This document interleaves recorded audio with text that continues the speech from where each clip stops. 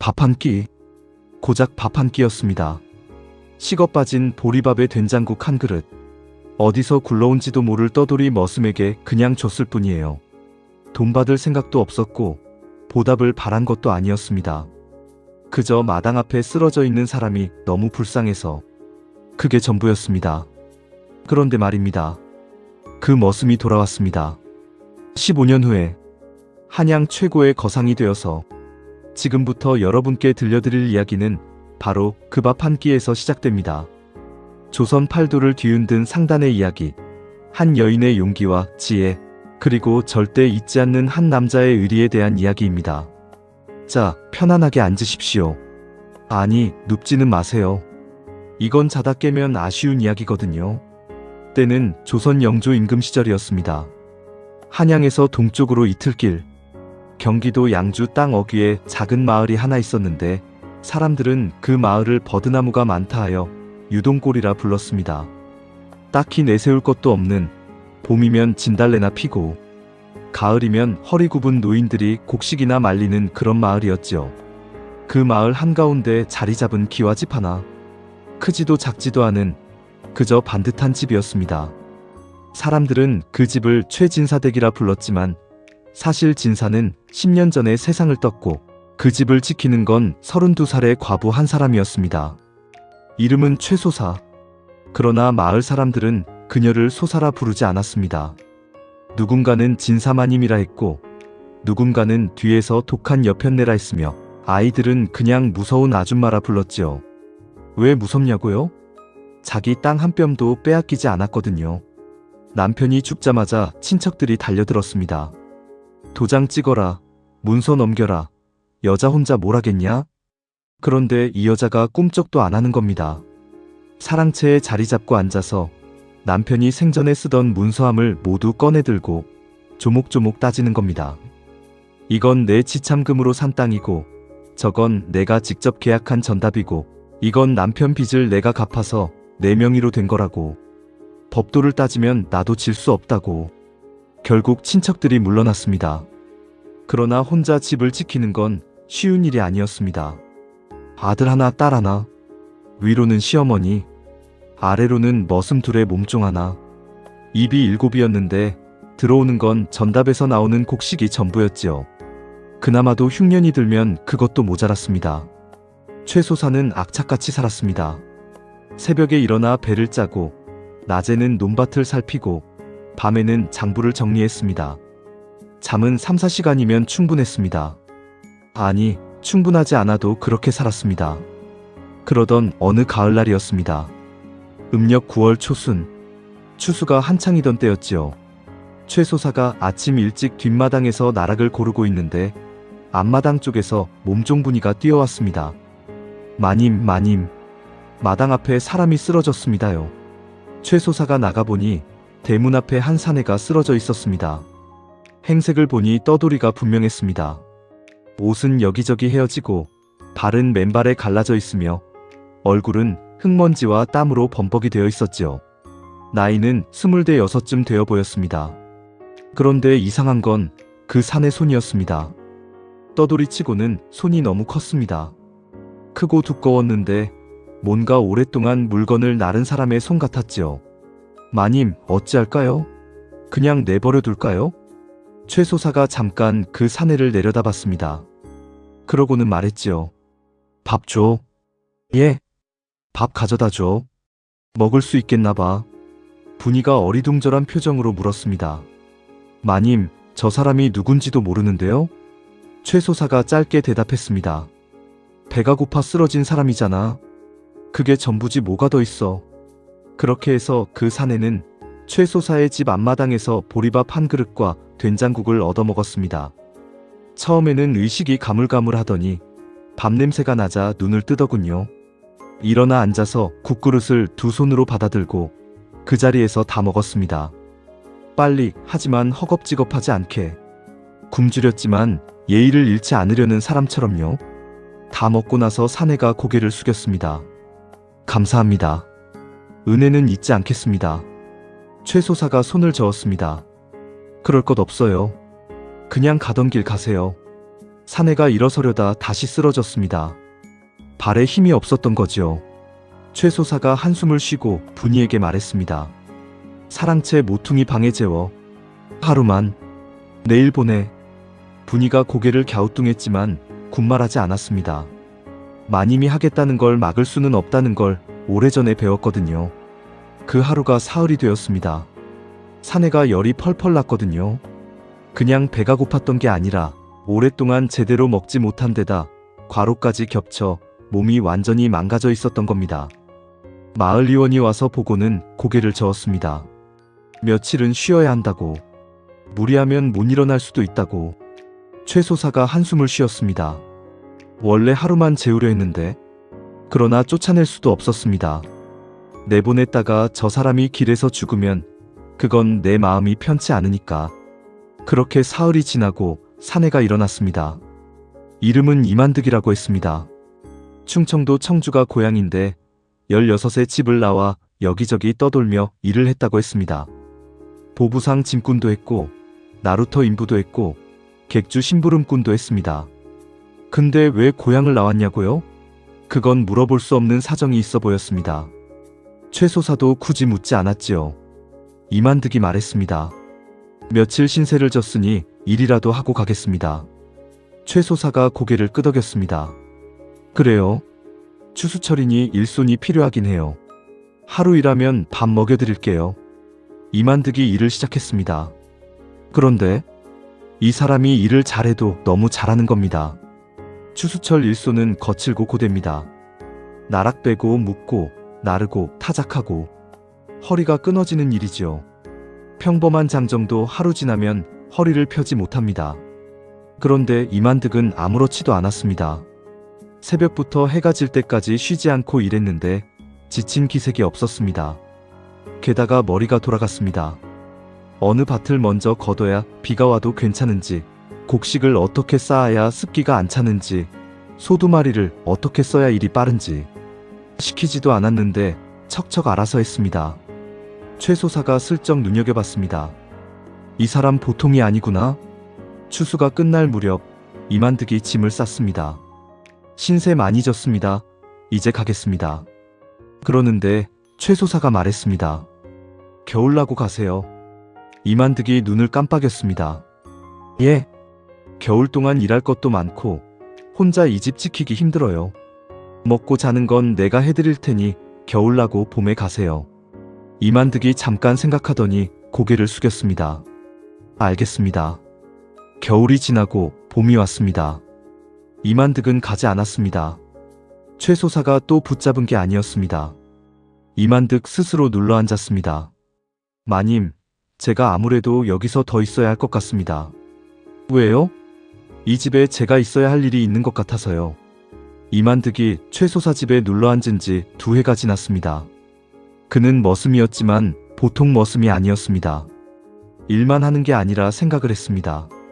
최 소사 집 전답이 어떻게 돌아가는지 파악하고 어느 장에 뭘 팔면 이득인지 알아보고 마을 사람들과 어떻게 관계를 맺어야 하는지 몸으로 터득했습니다.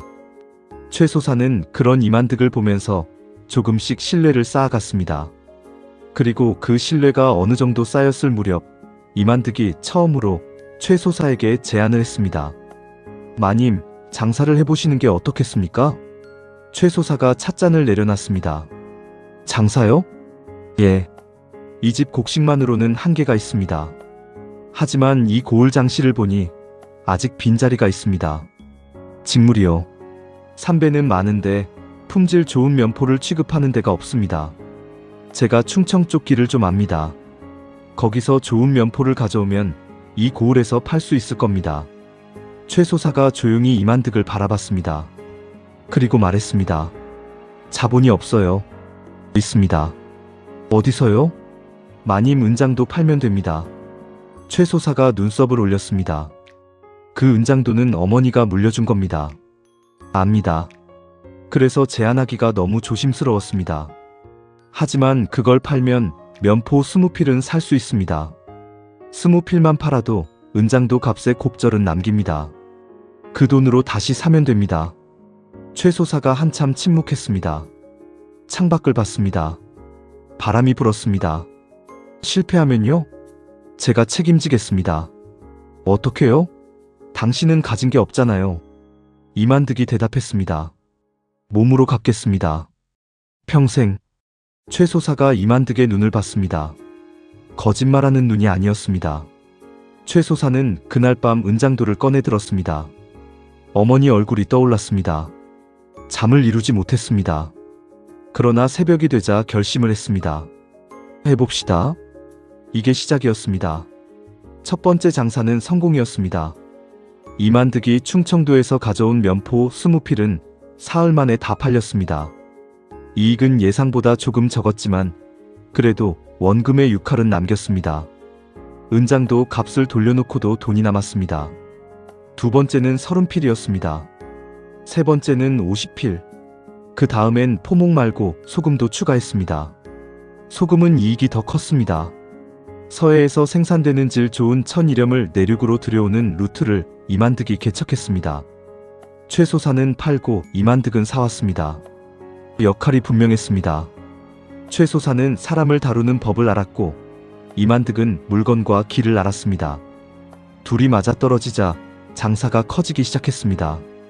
3년이 지났을 무렵 유동골 최소사 댁은 더 이상 그냥 과부집이 아니었습니다. 마을 사람들이 그 집을 부를 새로운 이름이 필요했습니다. 누군가 그랬습니다. 최소사 상단이라고 하면 어떨까? 그렇게 이름이 붙었습니다. 그런데 말입니다. 여기서 잠깐 한 인물을 소개해야 합니다.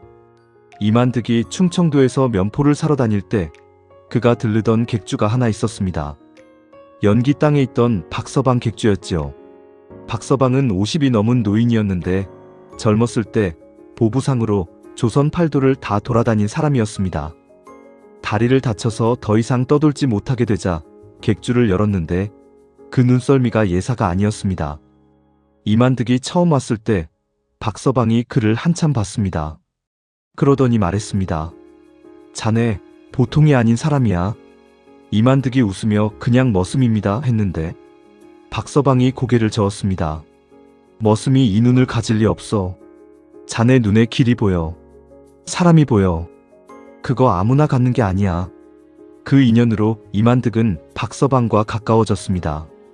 박서방은 이만득에게 많은 것을 가르쳐줬습니다. 물건 보는 눈, 사람 읽는 법, 장시가 어떻게 돌아가는지, 관아와 어떻게 관계를 맺어야 하는지 이만득은 스펀지처럼 흡수했습니다. 그리고 박서방은 어느 날 이만득에게 조심스럽게 물었습니다. 자네 언제까지 남의 상단에서 일할 건가? 이만득이 대답했습니다. 제가 빚진 분이 계십니다. 그분 상단이 제대로 설 때까지는 떠날 수 없습니다. 박서방이 고개를 끄덕였습니다. 그분이 누구신지는 모르겠지만 자네 같은 사람한테 그런 말 듣는 사람은 대단한 복이 있는 분이시네. 최소사 상단이 문을 연 지 5년이 지났을 때 이만득은 결정을 내렸습니다. 한양에 가야 합니다. 최소사가 눈을 들었습니다. 이만득이 차분하게 말했습니다. 마님, 이 고을 장씨는 이제 마님 것입니다. 더 이상 이 고을에서 키울 게 없습니다. 진짜 장사는 한양에서 해야 합니다. 한양 시전에 자리를 잡아야 합니다. 최소사가 입술을 굳게 다물었습니다. 한양은 달라요. 거기는 시전 상인들이 있고 금난 정권이 있고 관아와의 관계가 복잡해요. 우리 같은 외지 상단이 끼어들 틈이 없어요. 이만득이 고개를 끄덕였습니다. 맞습니다. 정면으로 들어가면 됩니다. 최소사가 눈썹을 올렸습니다. 정면으로요? 예. 숨어 들어가지 않는 겁니다. 당당하게 들어가는 거요. 시전 상인 중 지금 면포거래에서 어려움을 겪는 곳이 있습니다. 그 집과 손을 잡으면 됩니다. 어떻게 알았어요, 그걸? 박서방 영감님이 아십니다. 그분 연줄이 한양까지 닿습니다. 최소사가 오래 생각했습니다. 창문 밖 하늘을 봤습니다. 구름이 빠르게 지나갔습니다. 그러면 당신이 먼저 가야겠네요. 예. 제가 먼저 가서 길을 닦겠습니다. 그리고 마님을 모시러 오겠습니다. 최소사가 고개를 끄덕였습니다. 딱 한마디만 했습니다. 믿어요. 이만득이 한양으로 떠났습니다. 최소사는 유동골에서 기다렸습니다. 한 달, 두 달, 석 달. 소식이 없었습니다. 마을 사람들이 수군댔습니다. 그 머슴이 도망간 거 아닌가? 돈 갖고 튄 거 아닌가? 최소사를 이용하고 버린 거 아닌가? 최소사는 아무 말도 하지 않았습니다. 그냥 장부를 정리했습니다. 배를 짰습니다. 전답을 살폈습니다. 기다렸습니다. 넉 달이 지났을 때 이만득이 왔습니다. 그런데 혼자가 아니었습니다. 한양 사람 셋을 데려왔습니다. 시전 면포전에서 거래를 담당하는 행수 1명, 운반을 맡는 짐꾼 우두머리 1명, 그리고 관아서리 출신의 문서 처리 전문가 1명. 최소사가 그 셋을 보고 말했습니다. 이 사람들은 뭡니까? 이만득이 대답했습니다. 마님이 한양에 오시면 필요한 사람들입니다. 미리 데려왔습니다. 최소사가 잠시 이만득을 바라봤습니다. 그리고 말했습니다. 넉 달 동안 뭘 한 거예요? 이만득이 품에서 문서 뭉치를 꺼냈습니다. 한양 청계천 근방에 상단자리 하나 잡아뒀습니다. 시전 면포전 박시댁과 거래 계약서 초안 작성했습니다. 한양 성저 심리 창고 임차 계약서 있습니다. 그리고 이건 마님 상단 이름으로 관하에 낸 신고 서류입니다. 최소사가 그 문서들을 하나씩 들여다봤습니다. 오래 걸렸죠? 아니요.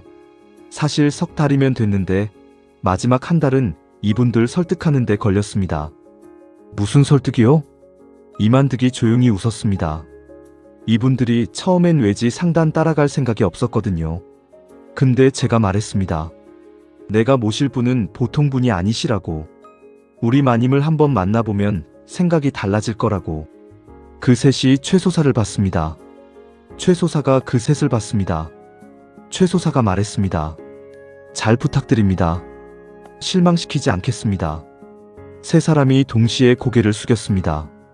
한양 입성은 이듬해 봄이었습니다. 청계천 다리 옆에 자리 잡은 상단 건물. 크지 않았습니다. 방 2개짜리 건물이었지만 위치가 좋았습니다. 사람이 많이 다니는 길목이었고 물건 들어오고 나가는데 불편함이 없었습니다. 최소사 상단이라는 간판을 걸었습니다. 처음에는 아무도 눈여겨보지 않았습니다. 한양에 상단이 한둘인가요? 날마다 생기고 날마다 망하는 게 상단이었지요. 특히 외지에서 올라온 곳은 더 박했습니다. 시전 상인들이 텃세를 부렸고 기존 거래처들은 냉담했습니다. 그러나 최소사는 굴하지 않았습니다. 비결이 무엇이었냐고요? 딱 2가지였습니다. 첫째, 물건이 좋았습니다. 이만득이 공들여 개척한 충청도 면포 루트에서 오는 물건은 품질이 균일했습니다. 다른 곳에서는 좋은 것, 나쁜 것이 섞여 들어오는데 최소사 상단 물건은 다 고품질이었습니다. 둘째, 약속을 지켰습니다. 납기일, 수량, 가격. 한번 정한 건 흔들리지 않았습니다. 당시 한양 상단들이 관행적으로 하던 것들, 예를 들면 가격을 갑자기 올리거나 물건이 부족하면 거래처를 바꾸거나 관아 눈치를 보다가 거래를 끊거나. 최소사는 그런 걸 하지 않았습니다. 한번 계약한 건 어떤 상황에서도 지켰습니다. 입소문이 돌기 시작했습니다. 최소사 상단은 믿을 수 있다고. 한양에 온 지 2년이 지났을 무렵 상단이 자리를 잡기 시작했습니다. 그런데 바로 그 시기에 위기가 찾아왔습니다. 한양 최대 면포 거래상인 종로 황씨 상단이 최소사를 찾아온 겁니다. 황씨는 이름난 사람이었습니다. 한양 시전에서 20년 넘게 면포 거래를 독점하다시피 한 상단 주인이었지요. 재산도 어마어마했고 관아와의 관계도 깊었습니다. 그런 사람이 최소사 앞에 앉았습니다. 인사를 나누고 차를 마시다가 황씨가 말했습니다. 소사마님, 우리 상단이랑 합치는 게 어떻겠습니까? 최소사가 찻잔을 내려놨습니다. 어떤 조건으로요? 황씨가 웃었습니다. 마님은 제 상단 부상단주가 되시고 충청도 루트는 우리 쪽으로 넘기시는 겁니다. 대신 제가 충분한 보상을 드리겠습니다. 최소사가 조용히 물었습니다. 거절하면요? 황씨의 표정이 조금 굳었습니다. 거절하시면 장사하기가 좀 불편해지실 수도 있지요. 협박이었습니다. 반쯤 웃으면서 하는, 그래서 더 불쾌한 협박이었지요. 최소사가 잠시 황씨를 바라봤습니다. 그러고는 말했습니다. 불편해지면 더 열심히 하면 되지요. 거절합니다. 황 씨가 눈썹을 올렸습니다. 마님, 신중하게 생각하십시오. 생각 다 했습니다. 오늘 왕림해 주셔서 감사합니다. 황 씨가 인사도 제대로 못하고 일어났습니다. 문을 나서면서 그의 표정은 더 이상 웃음이 없었습니다. 황 씨의 보복이 시작됐습니다. 납품 경로가 막혔습니다. 창고 임차 계약이 갑자기 해지됐습니다. 거래처 두 곳에서 연락이 끊겼습니다. 관하 서리가 상단 서류에 트집을 잡기 시작했습니다. 황 씨의 손이 미치지 않는 곳이 없었습니다. 이만득이 보고를 했습니다. 상황이 좋지 않습니다, 마님. 이대로면 석 달을 버티기 어렵습니다. 최 소사가 조용히 앉아 있었습니다. 눈을 감았습니다. 한참 있다가 눈을 떴습니다. 박서방 영감님한테 연락이 됩니까? 이만득이 눈을 빛냈습니다. 됩니다. 충청도 루트가 막혔으면 전라도 루트를 열어야지요. 박서방 영감님이 전라도에도 연줄이 있지요? 있습니다. 황 씨가 면포를 막으면 우리는 다른 걸 합시다. 요즘 한양에서 뭐가 부족합니까? 이만득이 잠깐 생각했습니다. 지금 한양 전체에 약재가 귀합니다. 지난 여름 홍수로 약재 생산지가 타격을 받았거든요. 최 소사가 고개를 끄덕였습니다. 황 씨가 약재 거래를 하고 있나요? 하지 않습니다. 그쪽은 전문 약재상들이 따로 있어서 황 씨가 손을 못 뻗쳤습니다. 최 소사가 웃었습니다. 잘 됐네요. 그쪽으로 갑시다. 이만득이 감탄했습니다. 면포 루트가 막히니까 약재로 갔습니다. 황 씨가 약재 쪽을 막기 시작하니까 이번엔 옹기와 도기로 갔습니다. 황 씨가 거기까지 손을 뻗으려면 시간이 걸렸고 그 사이에 최 소사 상단은 거래처를 새로 확보하고 자본을 쌓았습니다. 유동적이었습니다. 최 소사 상단은 한 우물만 파는 게 아니라 물이 어디서 나오는지를 찾아다녔습니다. 황 씨는 지쳐가기 시작했습니다. 한양에 온 지 4년이 지난 어느 날이었습니다. 이만득이 최 소사를 찾아왔습니다. 평소와 다른 표정이었습니다. 무언가 심각한 것을 말하려는 사람의 얼굴이었지요. 마님, 드릴 말씀이 있습니다. 최 소사가 손짓했습니다. 앉아요. 이만득이 앉았습니다. 잠시 망설이다가 말을 꺼냈습니다. 저 사실 청주에 두고 온 사람이 있습니다. 최 소사의 손이 멈췄습니다. 눈을 들어 이만득을 봤습니다. 이만득이 계속 말했습니다. 16에 집을 나올 때 집에 어머니가 계셨습니다. 그때는 도저히 어떻게 할 수가 없어서 아버지가 빚을 많이 남기고 돌아가셨고 그 빚쟁이들이 어머니를 괴롭히는 걸 막을 방법이 없었습니다. 제가 있으면 오히려 더 어렵게 만들 것 같아서 떠났습니다. 최 소사가 조용히 들었습니다. 이만득이 말을 이었습니다. 지금 어머니가 어디 계신지 살아계신지도 모릅니다. 10여 년이 됐으니까요. 근데 요즘 자꾸 꿈에 어머니가 나옵니다. 혹시 마님, 제가 잠깐 청주에 다녀와도 되겠습니까? 최 소사가 말했습니다. 왜 이제야 말해요? 이만득이 고개를 숙였습니다. 마님 상단이 자리 잡기 전에는 자리를 비울 수 없었습니다. 최 소사가 한참 이만득을 봤습니다. 그리고 말했습니다. 혼자 가지 말아요. 내가 같이 가줄게요. 이만득이 눈을 들었습니다. 마님이요? 내가 보고 싶어서요. 당신 고향이 어떤 곳인지.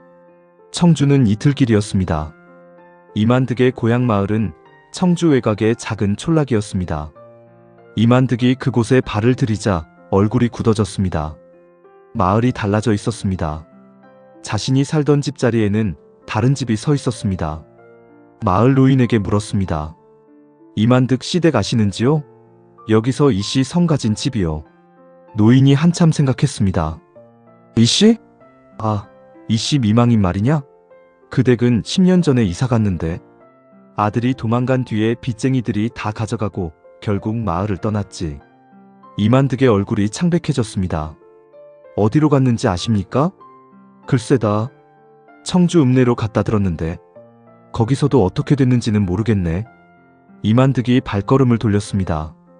최 소사가 그를 따라갔습니다. 이만득이 걸음을 빠르게 했습니다. 최 소사가 말했습니다. 천천히 가요. 찾을 수 있어요. 이만득이 멈췄습니다. 잠깐 고개를 숙였습니다. 어깨가 흔들렸습니다. 최소사가 그 옆에 조용히 서 있었습니다. 청주 읍내를 사흘 동안 찾아다녔습니다. 이만득의 어머니는 읍내에서 빨래를 대신 해주며 살고 있었습니다. 새방에서 이른이 다 된 몸으로 이만득이 그 새방 앞에 섰을 때 문이 열리고 작은 노인이 나왔습니다. 노인이 이만득을 봤습니다. 한참이 지났습니다. 만득이냐? 이만득이 무릎을 꿇었습니다. 어머니, 늦게 왔습니다. 노인이 이만득 앞으로 걸어왔습니다. 아들 머리를 손으로 짚었습니다. 손이 떨렸습니다. 이만득이 어머니 손을 잡았습니다. 최소사가 그 모습을 멀리서 봤습니다. 조용히 뒤돌았습니다. 혼자 보기엔 너무 뭉클한 장면이었으니까요. 이만득의 어머니를 한양으로 모셨습니다. 최소사가 자기 집 건넌방을 내줬습니다. 이만득이 극구 사양했지만 최소사가 말했습니다. 어른이 편안하셔야 당신도 일을 제대로 할 수 있잖아요. 이만득의 어머니는 처음엔 어색해했지만 최소사의 꾸밈없는 태도에 금방 마음을 열었습니다. 두 사람은 의외로 잘 맞았습니다. 노인이 최소사에게 충청도 음식 만드는 법을 가르쳐주고 최소사는 노인에게 글자를 가르쳐줬습니다. 이만득이 그 모습을 보면서 말했습니다. 마님. 최소사가 돌아봤습니다. 처음에 밥 한 그릇 주셨을 때 그냥 감사하다고 생각했습니다. 근데 지금은 그게 운명이었다는 생각이 듭니다. 최소사가 웃었습니다. 운명이요? 그 밥이 없었으면 저는 거기서 죽었을 겁니다. 그랬으면 어머니도 못 찾았겠지요. 최소사가 말했습니다. 죽지 않을 사람이었어요. 당신은? 이만득이 고개를 저었습니다. 그렇지 않습니다. 그날 정말 포기하려고 했습니다. 더 이상 걸을 수 없었고 먹을 것도 없었고 어디로 가야 할지도 몰랐습니다. 그 상태로 마님 댁 앞에서 쓰러진 겁니다. 그때 아무도 밥을 안 줬으면 저는 거기서 그냥 끝이었습니다. 최소사가 잠시 침묵했습니다. 그리고 말했습니다. 그러면 잘 됐네요. 끝나지 않아서. 한양에 온 지 7년이 지났습니다. 최소사 상단은 이제 한양 청계천 일대에서 가장 주목받는 상단 중 하나가 됐습니다. 면포, 약재, 옹기, 소금 취급하는 품목이 넓어졌고 거래처도 한양을 넘어 개성까지 뻗었습니다. 황씨 상단은 어떻게 됐냐고요? 황씨는 여전히 컸습니다. 하지만 더 이상 최소사를 괴롭히지 않았습니다. 왜냐하면 어느 순간부터 황씨가 최소사에게 협력을 제안하기 시작했거든요. 예전 합병 제안이 아니라 진짜 협력, 대등한 파트너십. 최소사가 그 제안을 받아들였습니다. 한번 이겼다고 계속 싸울 이유는 없었으니까요. 이만득도 달라졌습니다. 처음엔 그냥 발로 뛰는 사람이었는데 이제는 상단의 전략을 짜는 사람이 됐습니다. 어떤 물건을 언제 어디서 사야 하는지, 어느 시장이 앞으로 클 건지, 어떤 관계를 맺어야 하는지.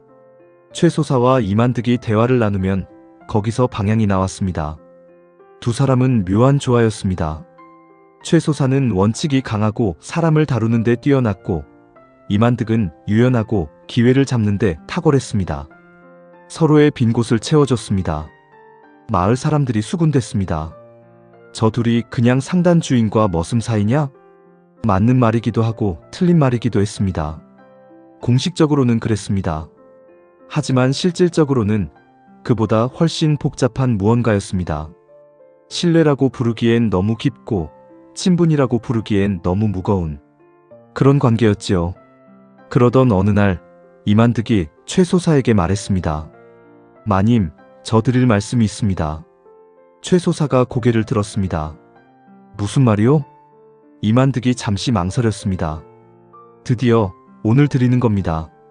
최소사가 눈썹을 올렸습니다. 뭘요? 이만득이 품에서 문서를 꺼냈습니다. 장부였습니다. 그런데 최소사가 쓰는 상단 장부가 아니었습니다. 다른 장부였지요. 이게 뭐예요? 제 것입니다. 무슨 말이에요? 이만득이 설명했습니다. 지난 7년간 제가 상단 일을 하면서 마님이 허락하신 범위 안에서 제 이름으로 조금씩 거래를 했습니다. 처음엔 아주 작은 것들이었습니다. 박서방 영감님이 도와주셨고 몇몇 거래처가 도와줬습니다. 쌓인 게 이 정도입니다. 최 소사가 장부를 들었습니다. 훑었습니다. 눈이 커졌습니다. 이만득이 말을 계속했습니다. 이걸로 독립하려고 하는 게 아닙니다. 제 말씀은 이 자본을 마님 상단에 정식으로 투자하고 싶다는 겁니다. 지금까지 머슴으로 있었지만 이제는 공식 동업자로 있고 싶습니다. 최 소사가 장부를 내려놨습니다. 이만득을 봤습니다. 지금까지 왜 이 얘기를 안 했어요? 자격이 될 때까지 기다렸습니다. 최 소사가 조용히 말했습니다. 당신은 처음부터 자격이 됐는데. 이만득이 고개를 저었습니다. 아니요, 마님. 자격은 돈이나 능력이 아닙니다. 마님이 저를 먹여 살린 게 아니라 제가 마님 상단의 진짜 보탬이 됐다는 걸 제 스스로 확인해야 자격이 되는 거라고 생각했습니다. 최 소사가 오래 이만득을 바라봤습니다. 그리고 말했습니다. 좋아요. 동업합시다. 최 소사 이만득 공동상단. 한양 사람들이 그 상단을 부를 때는 그냥 최이 상단이라고 불렀습니다. 최 씨와 이 씨. 두 글자를 붙여서요. 최이 상단은 그 후 빠르게 컸습니다. 이만득은 이제 머슴이 아니었습니다. 조선 팔도를 누비는 거상이었습니다. 개성에서 한양으로, 한양에서 동래까지, 동래에서 전주까지. 물건이 있는 곳에 이만득이 있었고 이만득이 있는 곳에 거래가 생겼습니다. 최 소사는 한양에서 상단을 운영했습니다. 사람을 뽑고 교육하고 관계를 유지하고 분쟁을 해결했습니다. 이만득이 벌어오는 기회를 최 소사가 현실로 만들었습니다. 그렇게 15년이 흘렀습니다. 한양 최고의 거상. 누군가 그 칭호를 이만득에게 붙였습니다. 이만득은 웃으며 말했습니다. 저는 아닙니다. 최이 상단의 이만득입니다. 최 소사마님 없이 이만득은 없습니다. 사람들이 물었습니다. 그게 무슨 뜻입니까? 이만득이 대답했습니다. 밥 한 그릇 얘기를 들어보시겠습니까? 긴 얘기인데. 자, 여기서 잠깐. 이 이야기가 그냥 성공담이라고 생각하셨나요? 가난한 머슴이 거상이 됐다는 신데렐라 같은 이야기로요? 아닙니다. 이 이야기에서 진짜 주인공은 이만득이 아닙니다. 최 소사입니다. 남편 잃고 친척들한테 쫓기고 혼자 아이 키우면서 집을 지킨 여자. 모르는 사람에게 밥 한 그릇 내어준 여자. 그 머슴의 말을 듣고 은장도를 판 여자. 한양이 무섭지 않냐는 말에 그냥 가면 된다고 한 여자. 황 씨의 협박에 거절하겠다고 한 여자. 이 이야기에서 가장 많이 베팅한 사람은 이만득이 아닙니다. 최 소사였습니다. 이만득은 능력이 있었습니다. 그러나 능력 있는 사람은 세상에 많습니다.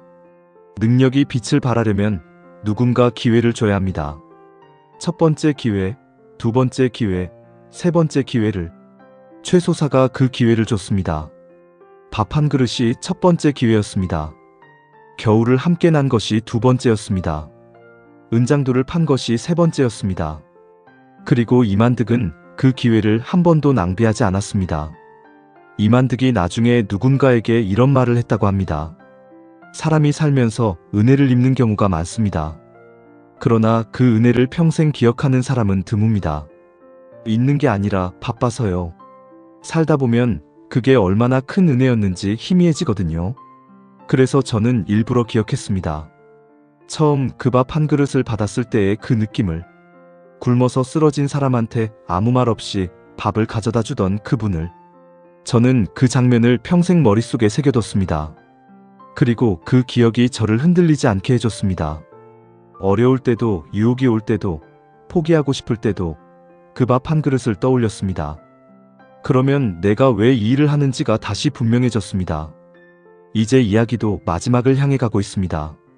최이 상단이 한양 최고의 자리에 올라선 그해, 이만득은 유동골을 다시 찾았습니다. 15년 전 처음 최 소사 집 앞마당에서 밥을 얻어먹었던 그곳이었지요. 집은 그대로였습니다. 물론 손을 많이 봐서 처음보다 훨씬 근사해졌지만 골격은 그대로였습니다. 대문 앞에서 이만득이 멈췄습니다. 최 소사가 옆에 서 있었습니다. 이만득이 말했습니다. 마님, 여기서 처음 깨어났을 때 된장국 냄새가 났습니다. 그 냄새가 지금도 기억납니다. 최소사가 웃었습니다. 국이 별로였는데? 이만득이 고개를 저었습니다. 살면서 먹은 것 중에 제일 맛있었습니다. 최소사가 하늘을 봤습니다. 구름이 천천히 흘렀습니다. 잘 됐어요, 결국. 이만득이 고개를 끄덕였습니다. 마님 덕분입니다. 최소사가 말했습니다. 당신 덕분이에요. 이만득이 말했습니다. 같이입니다. 최소사가 잠시 이만득을 봤습니다. 그리고 고개를 끄덕였습니다.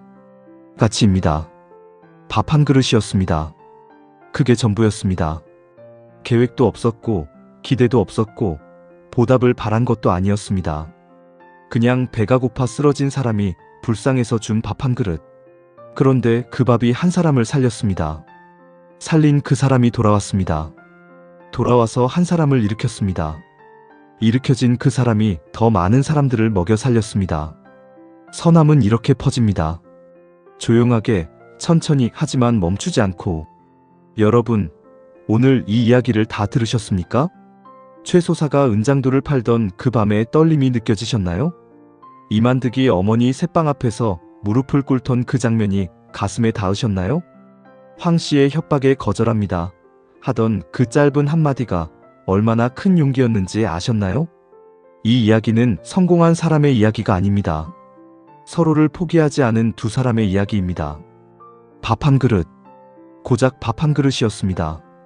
여러분이 오늘 누군가에게 건네는 그 작은 친절이 어쩌면 그 사람의 운명을 바꾸는 밥 한 그릇일 수 있습니다. 그리고 그 친절을 받은 사람이 평생 잊지 않는 사람이라면 그 이야기는 여기서 끝나지 않습니다. 오늘도 어딘가에서 그 이야기는 계속되고 있습니다. 감사합니다. 오늘 함께 해주셔서